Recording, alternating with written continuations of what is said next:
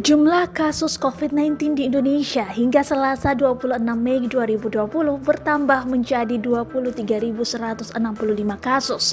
Demikian diungkapkan juru bicara pemerintah untuk penanganan COVID-19, Ahmad Yuryanto saat konferensi pers di Geraha BNPB Jakarta.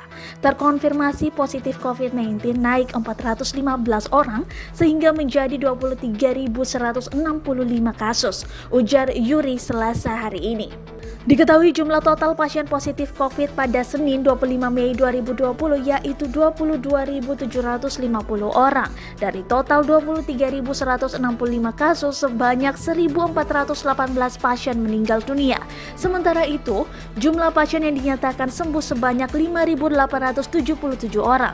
Angka pasien sembuh didapat dari hasil penambahan selama 24 jam terakhir, yakni 235 pasien.